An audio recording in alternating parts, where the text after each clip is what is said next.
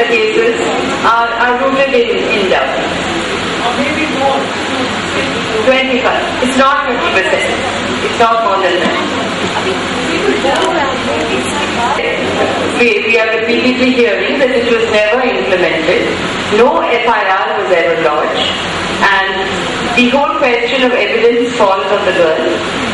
Nobody believes what she says. And even if when medical evidence has to be created, it's again then going back not to dowry but going to violence. So I would suggest that tomorrow if we can meet in smaller groups and get, maybe we can take up 1 or 2 focuses on each, and each group presents something. We may have something richer than what we are able to do today. If anybody else has, you might like to add.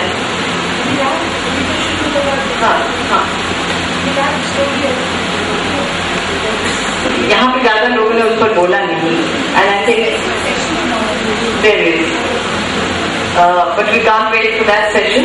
But definitely, the giving and taking of dowry is not being complained about, in spite of the fact that parents are feeling this pressure,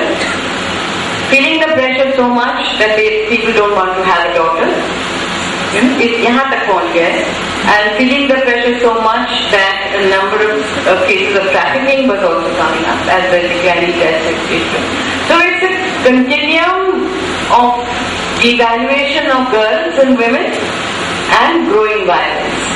So the issue is extremely complex and extremely severe.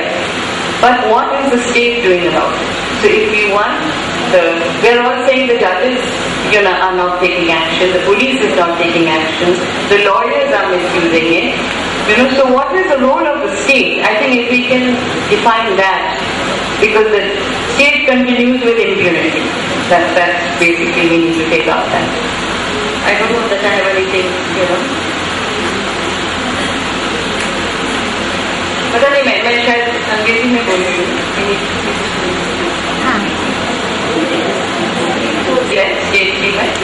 और ये मुद्दा हमें सीडॉ में दिया गया है कि आज भारत सरकार ने सीडॉ में साइन किया है और जिम्मेदारी ये है कि इस देश की औरतों को प्रोटेक्ट करना और right to life and to live with dignity. ये तो हिंदी नहीं कर सकती मैं, मगर शायद सभी समझ जाते हैं इसको, और इस पे हमें जोर देना बहुत जरूरी। कोई भी काम करें हम न्यूट्रिशन पे काम करें या युवतियों से काम करें, ये to live life with dignity ये एक बुनियादी अधिकार हमारा है। तो हमें बुनियादी अधिकार से जुड़ के दहेज को देखना पड़ेगा, ग्लोबलाइजेशन की फ्रेमवर्क में दहेज को देखना पड़ेगा और सीडो जैसे हथियार को इस्तेमाल करना पड़ेगा। नहीं तो ये बहुत सिंपल है कि FIR नहीं हो रहा है या एविडेंस नहीं दे पा रही है, फिर वो क्या होता है कि निटिग्रिटीज पे आ जाती है और हम कहीं जड़ से नहीं पकड़ पाते। आप would you agree on that? तो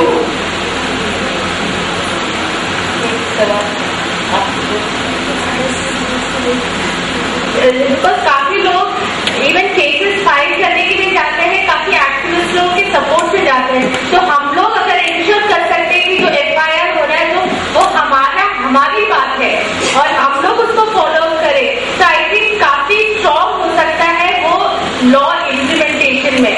तो I think we have to make sure कि वो लॉ इम्प्लीमेंटेशन का जो फर्स्ट लेवल है वो स्ट्रॉन्ग हो जाए, and then we can look for speedy trial and things like that, जिससे काफी हम लोग को इफेक्ट मिल सकता है। लेकिन जो फर्स्ट एविडेंस कलेक्ट करना वगैरह वो पुलिस का ड्यूटी है, हमारा ड्यूटी नहीं है।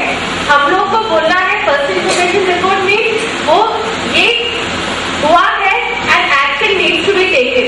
तो अगर पुलिस बोल रहे हैं कि एविडेंस नहीं है, आप एविडेंस लेकर आओ, तो वो हमारा ड्यूटी नहीं है। हम लोग को बस बोलना है ये और पुलिस की सहायता करना है कि देखो यहाँ से आपको एविडेंस मिल सकता है।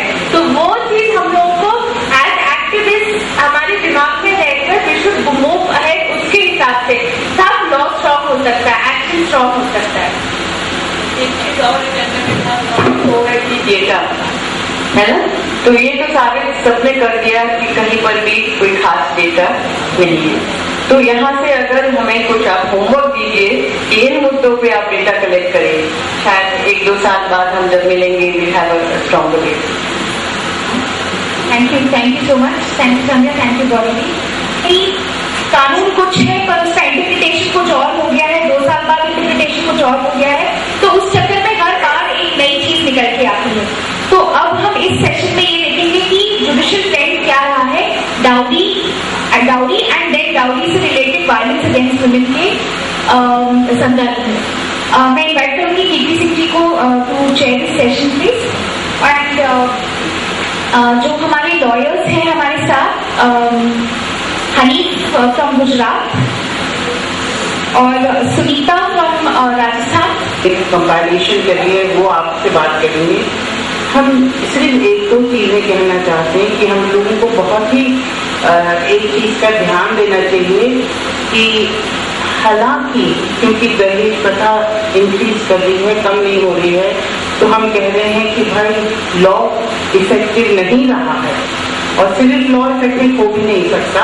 तो उसके बावजूद मतलब ये जो दहेज का जो कानून है जितना इस्तेमाल हुआ है, हम जानते हैं कि बहुत कम इस्तेमाल हुआ है, फिर भी जितना इस्तेमाल हुआ है अगर आप उसके आंकड़े देखें तो आप चौकन्ने हो जाएंगे। क्योंकि क्या है कि 498A के अंदर अगर 80,000 केसेस फाइल हो रहे हैं हर साल, तो आप देखिए कि हर 3-4 मिनट पे या जो भी अगर आप उसको ब्रेक डाउन करेंगे कि एक केस फाइल हो रहा है 498A का हमारी कंट्री में, हर 2 या 3 मिनट, हर कुछ 6 या 7 मिनट में एक औरत मर रही है दहेज की वजह से। क्योंकि दहेज नहीं दिया, वो डिमांड हो रही है, उसको मिला नहीं, तो लोग नाखुश होकर उसको मार रहे हैं। हर औरतें अपनी जान ले रही हैं हर कुछ मिनट। तो मतलब दहेज का जो पूरा इशू है ये सिर्फ वायलेंस का इशू नहीं, रिजल्ट करता है, ना देना दहेज रिजल्ट करता है वायलेंस में। पर ये एक जो इशू है, इसके जो कानून बने हैं उसको तो हम लोगों को इस्तेमाल करना ही पड़ेगा और करा भी है। हम लोग ये भी देखते हैं कि कानून इस्तेमाल किया गया है, तो इसकी वजह से जितने भी सेटलमेंट्स हुए हैं पूरे देश